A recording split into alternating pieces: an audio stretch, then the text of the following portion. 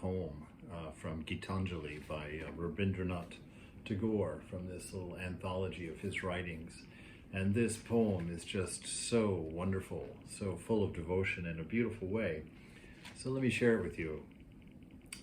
Where the mind is without fear and the head is held high, where knowledge is free, where the world has not been broken up into fragments by narrow domestic walls, where words come from the depth of truth, where tireless striving stretches its arms toward perfection, where the clear stream of reason has not lost its way into the dreary desert sand of dead habit, where the mind is led forward by thee into ever-widening thought and action, into that heaven of freedom, my Father, let my country awake.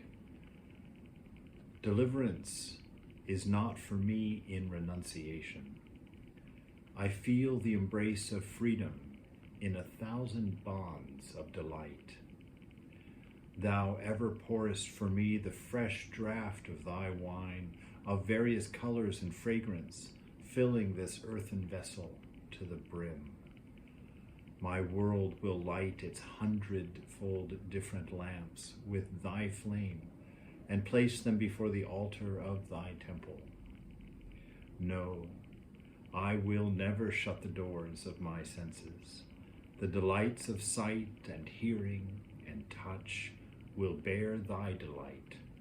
Yes, all my illusions will burn into an illumination of joy, and all my desires will ripen into fruits of love. Just a wonderful perspective of a bhakti, a person of devotion, loving the divine and not closing out the world through renunciation, but taking everything in the world, all enjoyment, as a name of God, as a thought of the beloved, as a thought of the divine, as part of that relationship, very much keeping the mind centered in that beautiful space of knowing absolute love in everything that we see, taste, touch, hear, and smell, and letting life's experience bring us ever closer to that relationship with the whole, with the divine.